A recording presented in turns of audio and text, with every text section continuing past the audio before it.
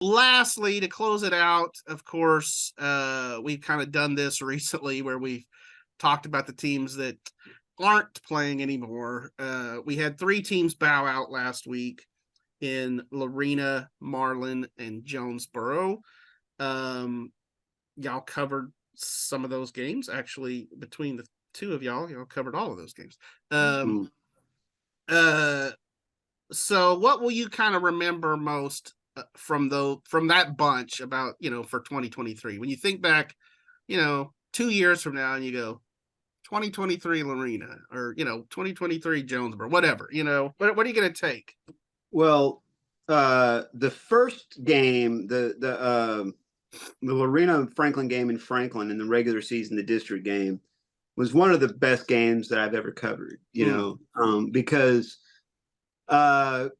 you have a 2-time defending state champion. You got a really good, obviously a really good Lorena team. Was state ranked a lot of the year, and I remember standing there on the sideline at halftime, and Coach G, the girls basketball coach, was down there, and we were kind of talking, and we were like, they better score on this first drive or they're sunk, because you're already down 14 points to Franklin. If you don't, and you get the ball to start the second half, if you don't score there and you get the ball to Franklin again, and they have a chance to go at 21 on you in the second half, and they're a really good ball control team, just go ahead and start the bus and get ready to go home, right? But they did score on that drive. I think they had to make a play or two to extend that drive, and then they ultimately did score. And then lo and behold, they get on a loose ball on the ensuing kickoff, and I don't remember if it was an onside kick or one of those plays where the squib kick randomly hits a kid and bounces, one way. I think that might have been what it was. But anyway, they got on that and tied the game, and then it was just a exchanging haymakers the rest of the way, and Lorena wins on walk-off field goal by James Webb. So just a fantastic game. Marlin, and I didn't get to see Jonesboro play this year. Marlin really built up a head of steam after having to forfeit their first game and losing their second one to Mart.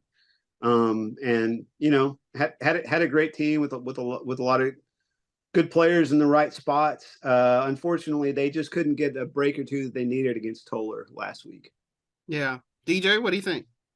Yeah, I mean, talk about Lorena and just being the team that doesn't quit, right? Like when they were down against a lot of really good teams, against Franklin, against Columbus.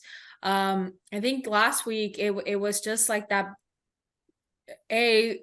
Franklin, having already lost to them, was determined to not lose to them again, and B, like you've got almost to the point where the defense doesn't come off the field, and then you have a ton of kids that play both ways, so you've got a ton of kids that have basically played every snap of the game, and so I think they just got worn down at the end of it all. And but it didn't feel like when China Spring lost, where you're kind of like, it was sad, but it was kind of like hopeful. Like when I was talking to Jay, and I talked about this in my rewind, when I was talking to Jaden Porter, which, what a difference that 4 months makes. And that kid had to go through an injury this year, so I'm sure that matured him a lot as well. But there was also a moment where he and Braylon Henry were talking after the game, hugging each other, and almost felt like I was intruding. Like, that there were just a lot of kids that really loved to play together and who really worked well together. And but it felt hopeful, right? Like yes, you didn't get to the point that you wanted to get, but that for a lot of the underclassmen, especially, they're going to remember this game, this season, and they're going to come back and they're going to be pumped to keep playing, right? And I guess kind of same with Marlin. I was on Twitter earlier and saw that Ruben Torres got the district coach of the year, which, I think he's been coaching those kids really well throughout, the entire time he's been there, and really just making them believe in themselves and believe that they, got what it takes to be a really, really good team.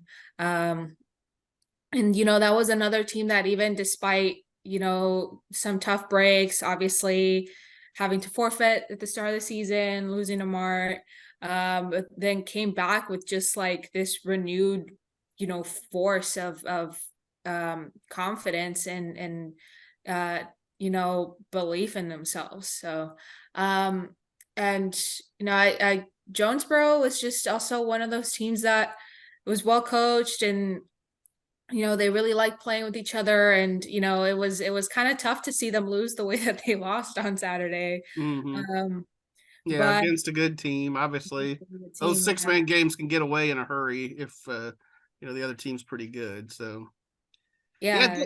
good stuff. So just personally, 2 or 3 years from now, if I can still remember 2023, I will think back and I'll go 2023 Lorena. Oh yeah, that was Braylon Henry's big year. I'll remember that. I'll remember, to me, you got to give a big shout out to Kevin Johnson and the way he kind of kept this train on the track. It's different when you're replacing a coach who's been there 5 or 6 years or 3 years or, even 8 years.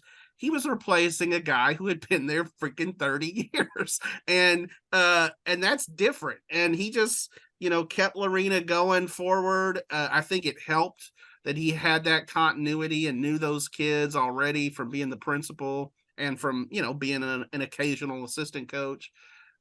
Marlin, DJ's right.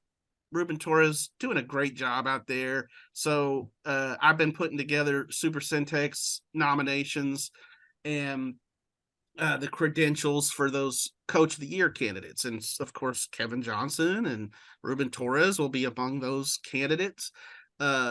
Here's a little nugget for you. Looked this up.